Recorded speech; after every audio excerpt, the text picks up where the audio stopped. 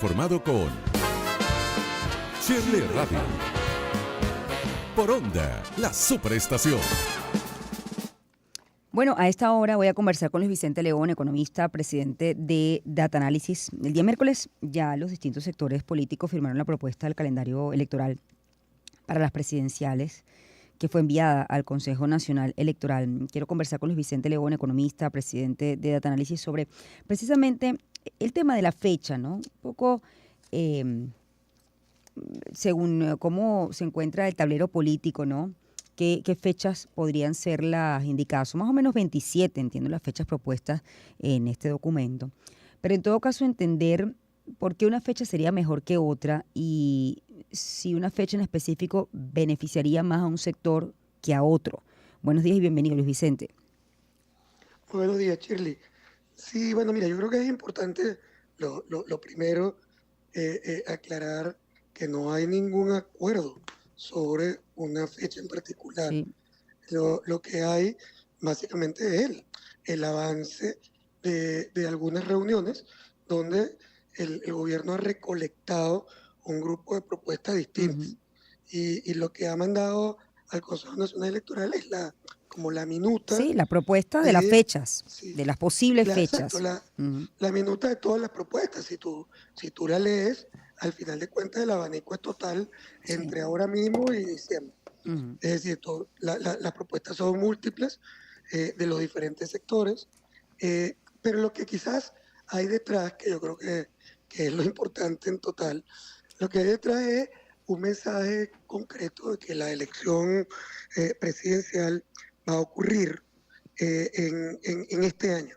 Es decir, que al final es irrelevante lo que está ocurriendo en otros planos, que pueden ser planos muy complejos y muy difíciles, como obviamente la ruptura de lo que podemos llamar cortocircuito que se va a generar alrededor de la gran variable, que es la solicitud de la oposición reunida en la plataforma unitaria para defender la participación de su candidato.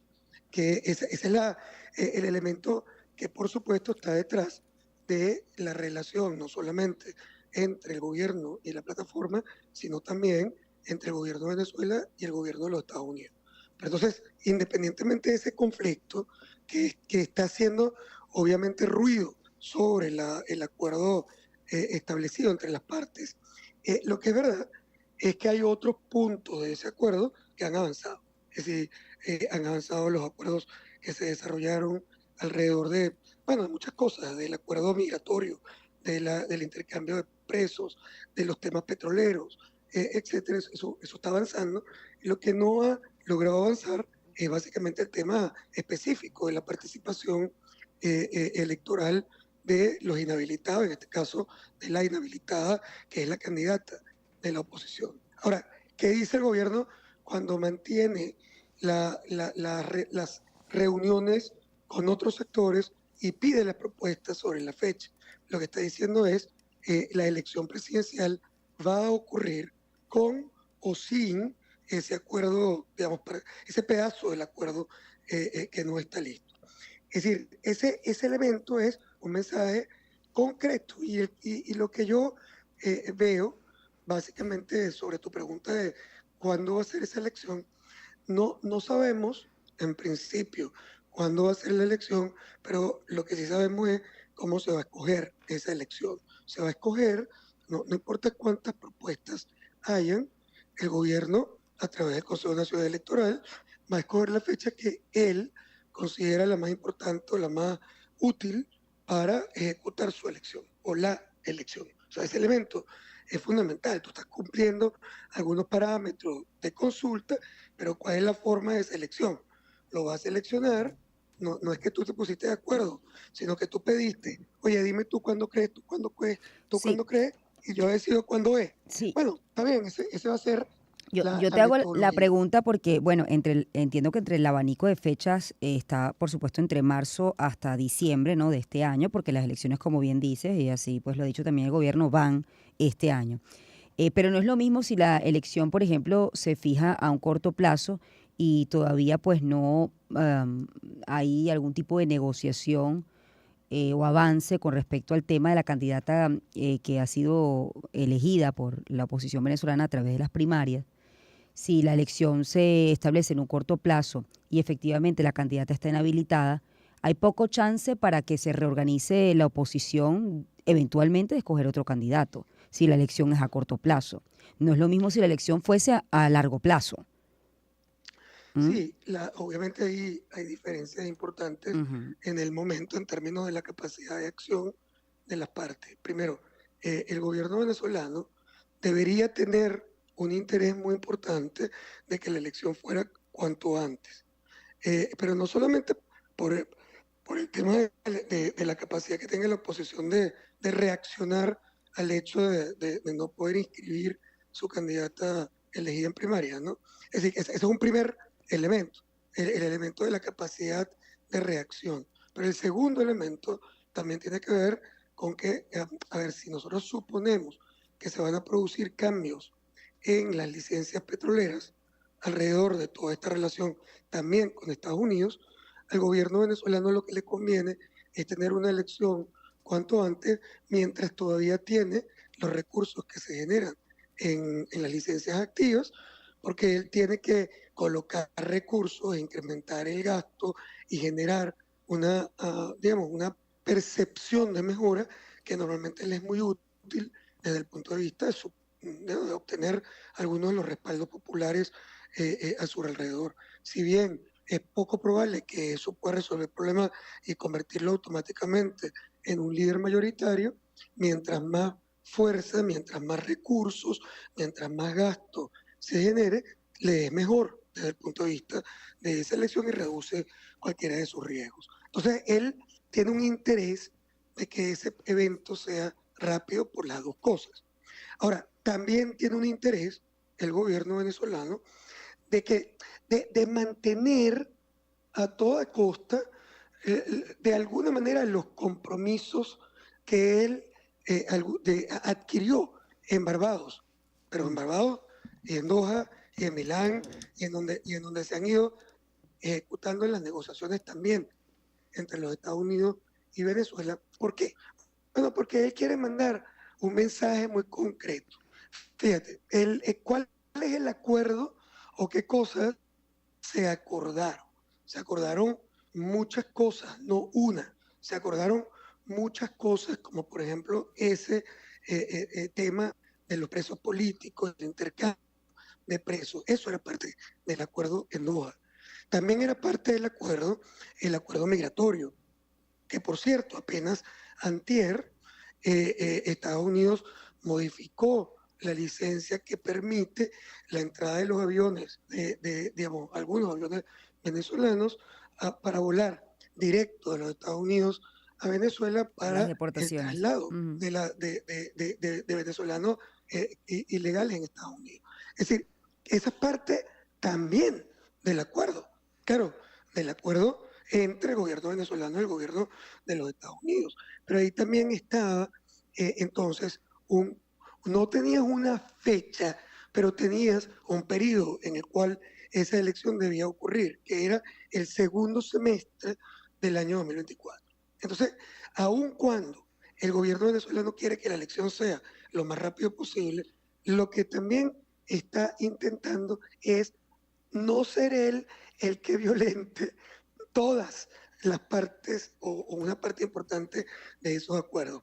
Él de alguna manera asume que él ha cumplido la mayoría de esos acuerdos.